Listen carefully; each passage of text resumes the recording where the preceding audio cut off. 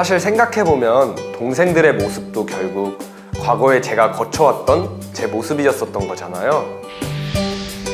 이해편에서는 동생의 연령대별 특징을 살펴보았습니다. 그러나 이해와 실전은 또 다르죠. 이번 시간에는 내가 지나온 시간을 보내고 있는 동생들과 현장에서 가까워질 수 있는 방법을 알아보도록 하겠습니다.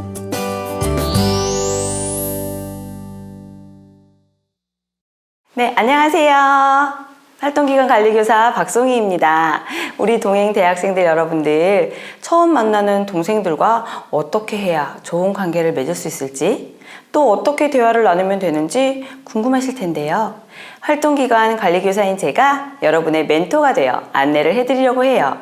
크게 두 가지, 관계 맺기와 그리고 소통하기 단계에 대해서 알아볼 건데, 먼저 관계 맺기 단계에 대해 알아두면 좋은 점들에 대해서 알아보도록 해요. 첫 번째, 기본적으로 친밀감에 바로 말을 놓기보다는 존중하는 어휘를 사용해 주세요. 말을 놓고 싶다면 관계가 형성된 후에 서로 동의하에 놓는 게 좋겠죠? 두 번째, 동생의 이름을 외워주세요. 무엇보다 중요한 건 동생의 이름을 기억하는 일이에요. 각자에게 명확하게 이름을 부르는 것만으로도 호감과 신뢰가 형성되거든요.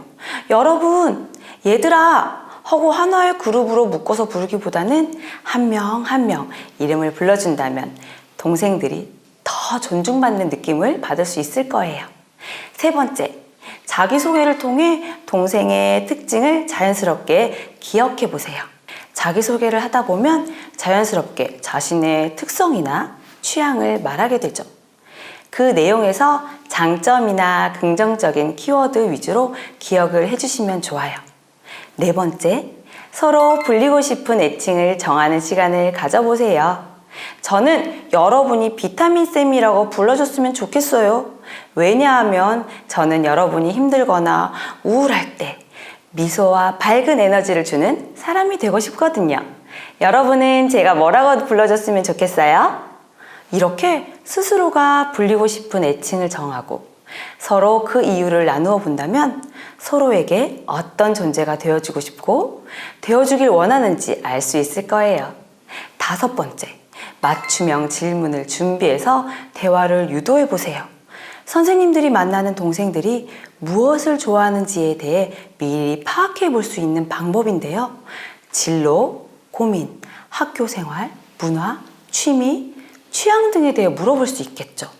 요즘 좋아하는 연예인, 좋아하는 노래, 좋아하는 과목이나 활동, 놀이문화, 스트레스가 받았을 때 해소법, 나만의 공부 방법 등등 알아낼 수 있어요. 여섯 번째, 그에 대한 공통점을 만들고 경험을 공유해 주세요. 앞에서 나는 취향이나 경험에 대한 공통점을 찾아보고 나의 경험을 이야기해 주세요. 나도 요즘에 그 노래 정말 좋던데. 나는 이럴 때 그 노래를 듣곤 해. 너도 아침에 일어나는 건 힘들지? 나도 그래. 이불에서 나오는 건 정말 대단한 일이야. 이렇게 말이죠.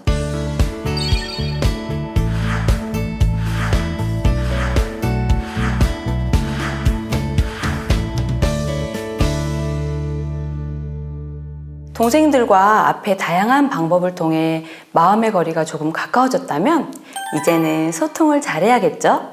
소통은 마냥 착하게 혹은 마냥 엄격하게 해서는 쉽지가 않죠.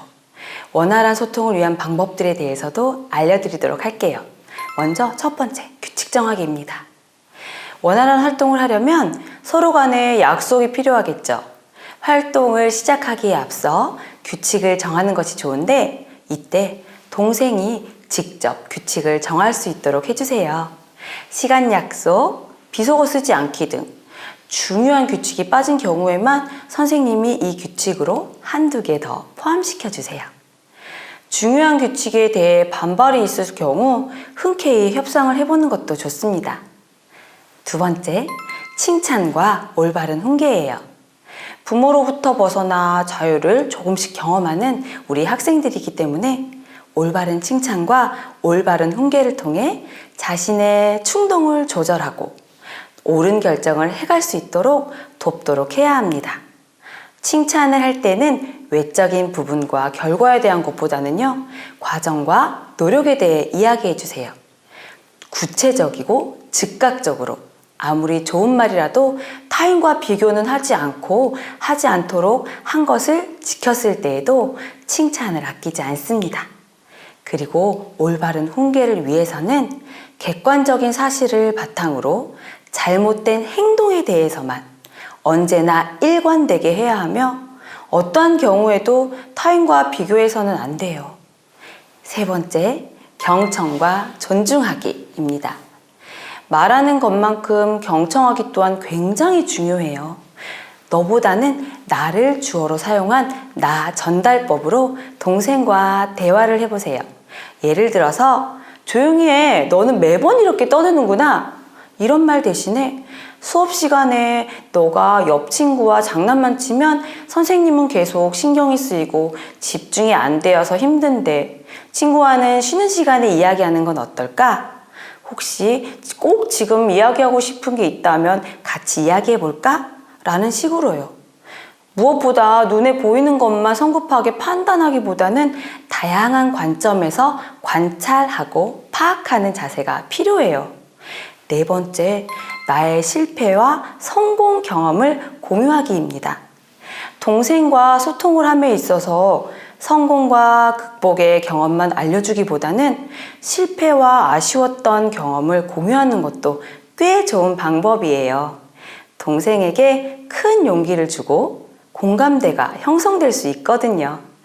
그리고 꿀팁 하나가 있다면 바로 서울동행에서 교육 이수 후 활동에 배치되었을 때 드리는 이 활동 툴킷을 이용해 보는 것도 좋을 것 같아요.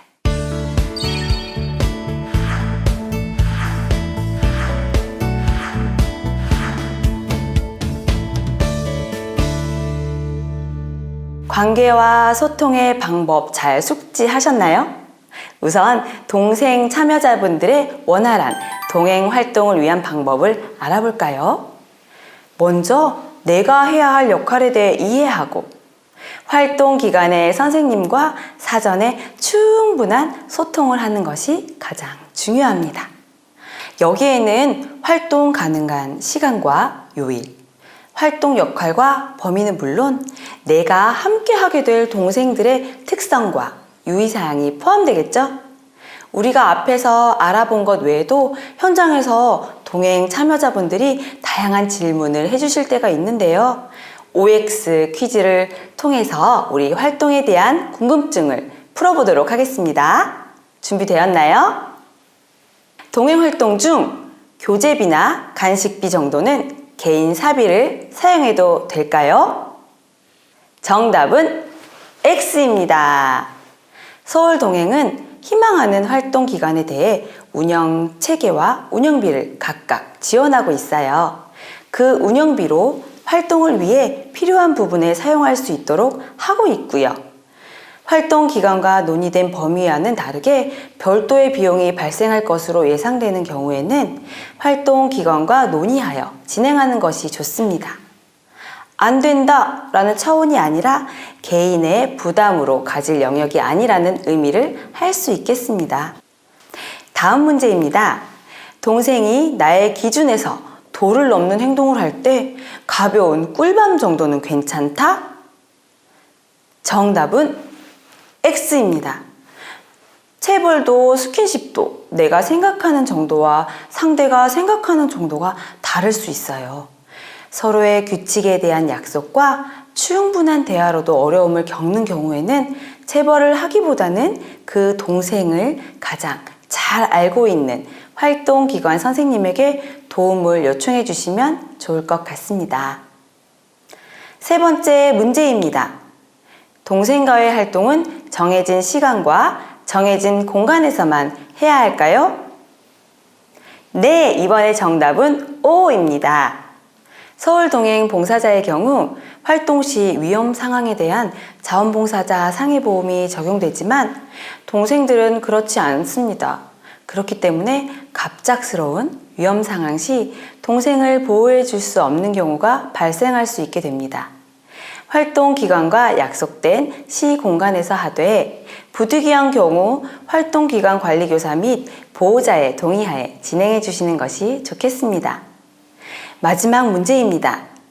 동행 활동을 계속할 수 없는 사정이 생기면 동생이 서운하지 않게 몰래 그만둔다?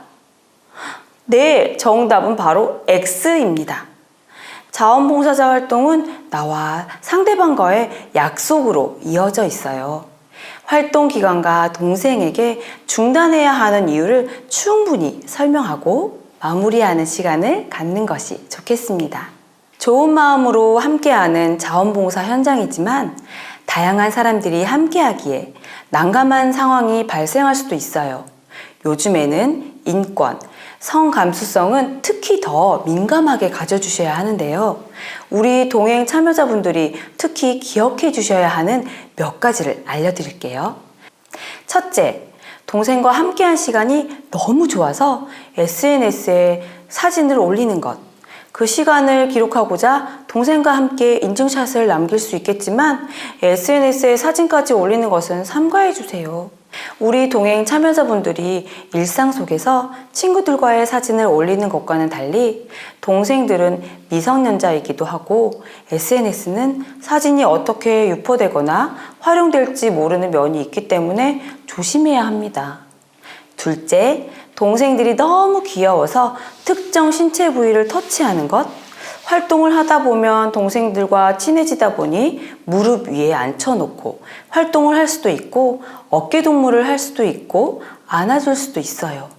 하지만 이러한 친밀감의 표시는 상대방에게는 당황스럽거나 불쾌할 수도 있고 거꾸로 상대방의 행동이 나에게 그럴 수도 있겠죠. 우리는 공식적인 활동을 통해 이어진 관계이니 일정한 선을 지켜주시고 스킨십은 조심해 주시는 것이 좋겠습니다. 동생이 그러는 경우에도 말, 글, 그림 등 다른 방식으로 마음을 표현해 줄 수 있도록 이야기해 주세요. 셋째, 나도 모르게 나의 고정관념에 의한 말과 행동을 하는 것. 우리 동생들은 대학생 멘토들의 말과 행동에 꽤 큰 영향을 받아요. 사람들마다 성역할, 가정환경, 경제상황, 문화적 경험 등이 매우 다양하잖아요. 내가 좋은 마음으로 한 말과 행동이 상대방에게는 정말 생각지도 못하게 상처가 될 수 있거든요. 활동을 할 때 나도 모르게 이건 당연한 건 아닌가? 라고 생각했던 것들이 있다면 당연한 건 없지 라는 생각으로 서로 물어보고 알아가며 활동에 임해주시면 좋을 것 같습니다. 어려울 것 같지만 사실 제가 말한 것들은 동생들뿐만 아니라 모든 사람과의 관계에서 지켜야 할 요소들이라고 볼 수 있어요. 우리가 일상 속에서 무심하게 지나쳤던 것들을 봉사활동을 통해 다시 한번 생각해보고 다잡아 보시면 좋을 것 같습니다. 지금까지 동생에 대한 이해부터 동생과 어떻게 관계를 맺고 소통을 해야 하는지, 어떤 부분을 유의해야 하는지 등을 알아보았습니다. 조금 감이 잡히시나요?